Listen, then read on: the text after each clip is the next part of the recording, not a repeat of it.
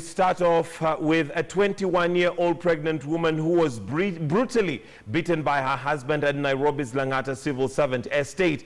She has been here since Sunday in physical and emotional pain. Yet another victim of domestic violence. It all happened on Monday when Kawira came home to find her husband and a stranger taking photos of their electronics. When she confronted her husband about it, an argument ensued. A 32-year-old woman is fighting for her life at the Kenyatta National Referral Hospital after her husband stabbed her several times. In a similar incident in December last year, a woman was brutally murdered allegedly by her lover, who had reportedly beaten her up several previous occasions.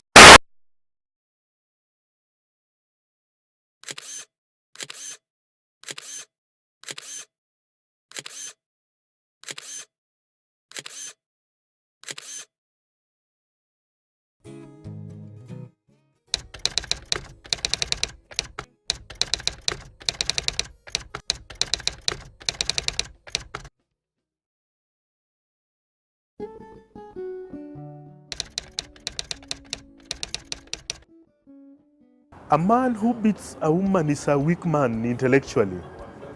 Because what is it that you think you can solve by fighting a woman? Well, he's a beast. He's a beast, worse than even hyena, so I think that cannot be even classified as a gentleman. Stupid, foolish, all in one. Huyu ni mtu mbaya njuu sasa. Baada afuatilie hiyo makosa imetokana na nini? Ndio anakuanga. Sasa zingine sisi wanaume tunakuanga wabaya. Is unfair and is not a man enough. I think somebody who beats the wife or a girlfriend should be described as a beast. The best word would be a very backward man in this time and age. A backward man is the only man who will still stand to beat a wife, as a girlfriend. Ni mwanamke unabao mwambie kimdo, muelezee kimdomo tu. Musikizane, ukiona kama akusikii, rudisha kwao tu kwanza apate atabu.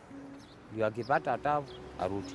Tuseme ni mwanamume ambaye ana fikra duni. People who engage in physical violence are people who are weak intellectually, weak psychologically and emotionally.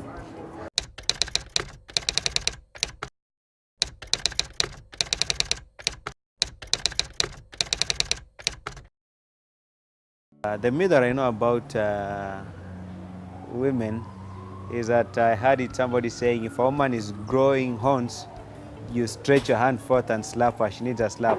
They say when a woman is making a lot of noise, use your hand to silence her. There are some cultural areas where you believe that for you to express love, you have to beat the woman. Or the others that if you don't beat your wife, then that means that you are not man enough. Another myth says that gender-based violence is justified in some cultures. For example, FGMs, there are some actions such as bidding in some communities.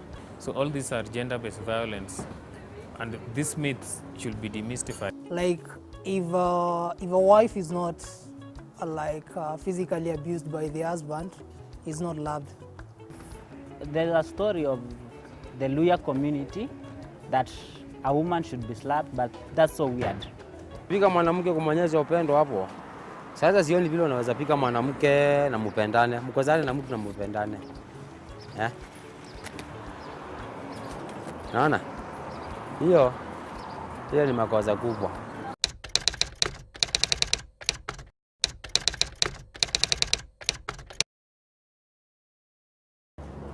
We live in some informal settlements of Nairobi, where gender-based violence is a common feature. I've seen situations where men thoroughly batter their wives because of real or perceived reasons that sometimes cannot add up.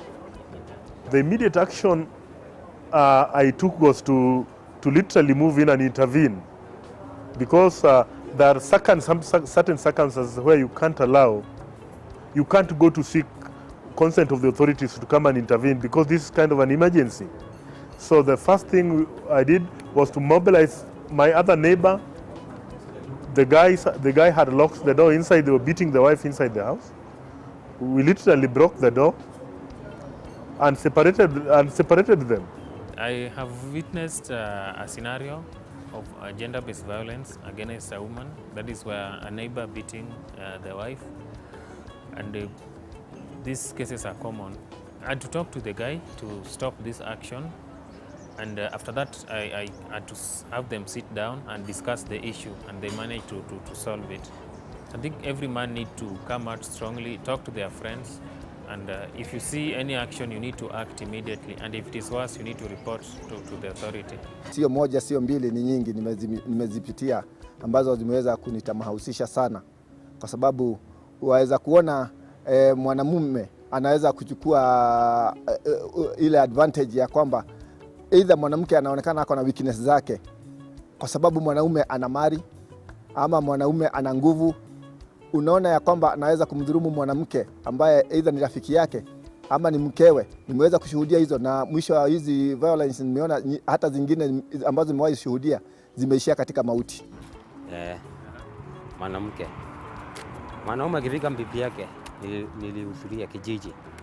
Sasa pila tulizuia kuingia, kwa hiyo mapikano vile yeye watu wanasemanga mtu akipikana na bibi yake hakuna ya kuingililia.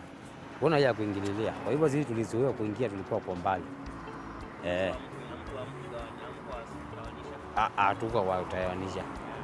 Visa kama viwili vitatu hivi ambavyo nimewahi kuwa karibu nazo, hatua nimewahi chukua, tumewahi shika ambaye alikuwa anatekeleza hayo mwanaume mwenye alikuwa na amshambulia bibi yake.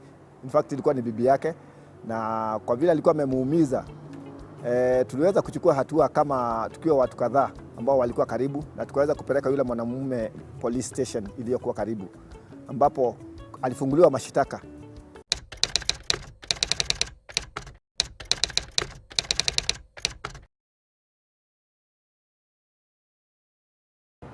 The first role men must play is to deal with cultural misconceptions on the role of women in the society, because that is what drives gender-based violence.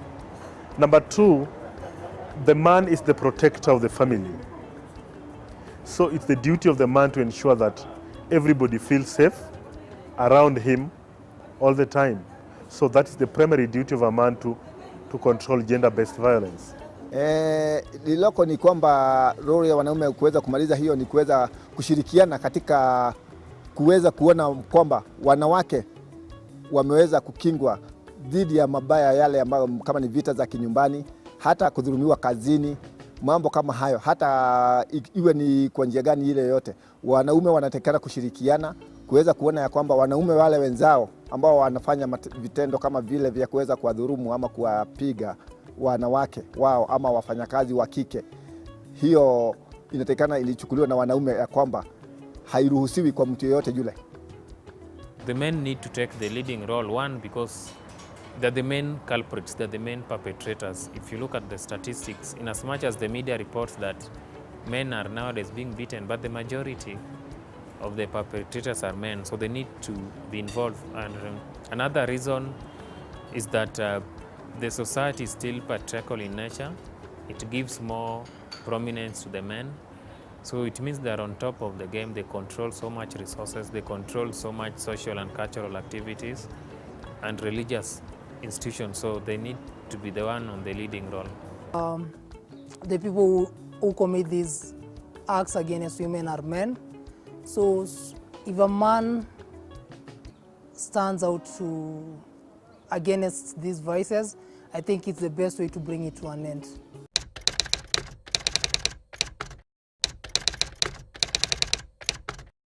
My advice to a woman who is in an abusive relationship will be to seek counseling, and